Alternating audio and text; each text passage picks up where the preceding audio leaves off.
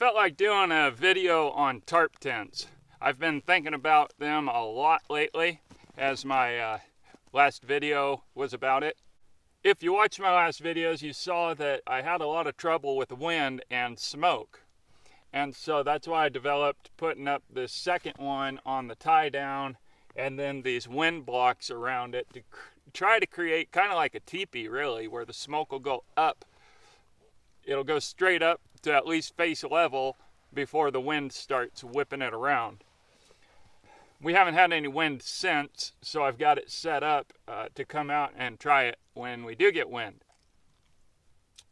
So, but from thinking about it, we've had some discussions on Reddit, and it's got me thinking back to my previous experience with them. In spring 2020, I stayed in a tarp shelter for 2 months straight. And that was after when I finally started getting myself to go and sleep outside. Before that, I would stay in my shed and watch videos, thinking about what I'd like to do. And tarp tents were one of my favorites, but I could never find videos of guys actually using them and then talking about the pros and cons. It was more like, here's 10 different types and here's how you set them up. And they do that in, 15 minutes. Because what I found through personal experience, I deal mostly with wind out here. This snow is rare, even though we've had it the last couple weeks off and on. But it's pretty rare. We don't get rain like we should in the springtime. Hopefully this year we will. But mostly it's wind that I have to deal with. So at the beginning of my 2 months, I stayed in my tarp shelter. I should have a picture here. And the main thing I dealt with was wind coming around the sides, so I blocked the side. Well, when the wind really blew, I ended up sitting in my truck because I was afraid of those cottonwood limbs. So eventually I figured out I need to move out of there. And I moved out by the creek, out of the reach of any trees falling on me. And since I was more exposed, I decided to try a plow point. But once again, the issue was smoke coming around and getting in my face. It was miserable. So that's when I started figuring out how much blocking is needed. And the funny thing is, blocking down here to block the fire isn't enough, because it's keeping smoke out of your face that's my goal. And so that's why I want to get 3-foot high sides, and I want to see how these work. But also the funny thing was, as I stayed in that tent, I started trying to get, how minimal can I get? And I started to realize I don't even need a shelter. My favorite method is what people call cowboy camping, where you just lay out a tarp, put your blankets on it, and fold it all over you. That's my favorite. And I've found that is my go-to for temps at night in the 20s, if the daytime temps are going to be, low 40s at least. The only reason for setting up a shelter that I have found is for staying warm if I'm going to sit around a fire for a long time, and to keep smoke from coming into my face. Now, as I think about that, though, so basically when I started getting more and more minimal, I realized that I could just pull my tarp up over my head. So instead of having this bipod, essentially my head features as the pole, and I just have the tarp coming down, so that blocks the wind from the fire, and it also reflects the heat, because that's the value of this. With a fire about the size of a soccer ball, for my European viewers, it's a football.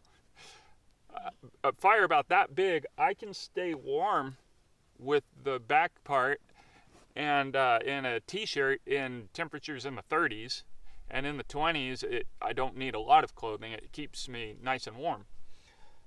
So that's the purpose of it. But when it's draped over my head and down, it still does the same effect.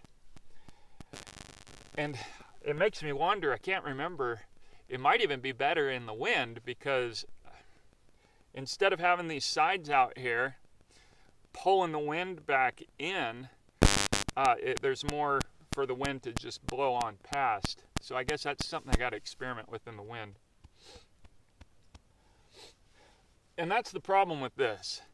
In case you don't know, I should have mentioned, the problem is, without having these wind blocks and having these wings out here on a plow point setup, or any tarp tent setup that I'm aware of with an open face, is that you would think the wind would just blow on by and everything's going to be fine down here, but that's not how it works. It blows and then it whips around. I was staying in my shed, and it's about 16 feet long, and then I had a hay stack that was about 10 feet tall and 20 feet long, and then I had my 20-foot horse trailer. All of this kind of rounded off a little bit, and I thought, good, this will be a nice wind block. I'll have this one little area where I'm free from the wind. The wind gets really old out here. But instead, I figured out that I couldn't go out there and take a leak facing town, because it would blow it right back into me. And it was really frustrating, but I started to discover just how this stuff works. That even with that huge wind block, it just brought the wind right around up to my front door. And was also, anyway, it was frustrating, but a good learning experience. And it's the same thing with this. And that's why the real point of all of this is, for me, warmth, and for second, to have a wind-free fire.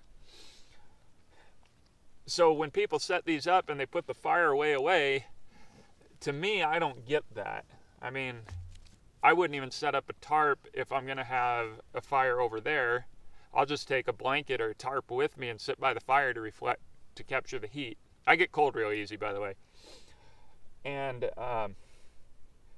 so to me, it's just pointless. The only reason to set one of these up for me is because of the fire and staying warm.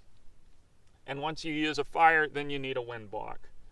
So that's my thoughts on this. I'd be glad to hear about other people's experience. I'd also love to hear if there are videos out there that are good. Let me know. Share the link. I'll put it in the I think that you can share links in the comments. If not, give me the title and I'll put it in the video description for other people. So that's my thoughts on tarp shelters. The temperatures now have raised. I wouldn't even use it. I've got it up, like I said, for waiting for the wind to blow. So that's that. Let me hear what you have to say in the comments. Oh, yeah, and I forgot. Tight lines back here, also, in my experience, they don't matter, because once the wind starts blowing hard like it does around here, those lines loosen up anyway. And I only need this much room to sleep. So as long as my tent is up that far, I'm good. I know that nice tight lines look really nice, and when it appeals to our OCD.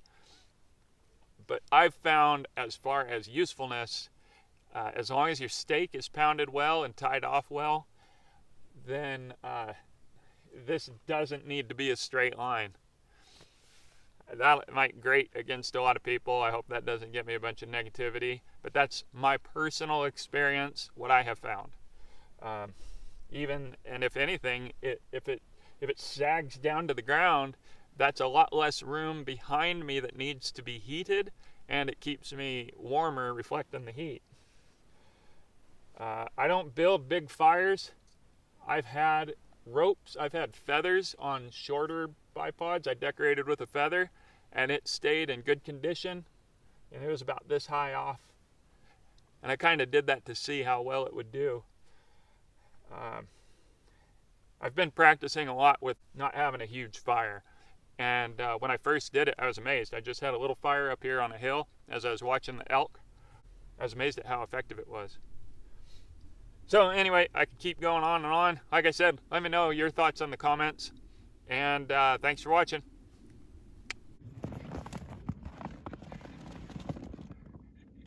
What you doing in there? Are you jealous?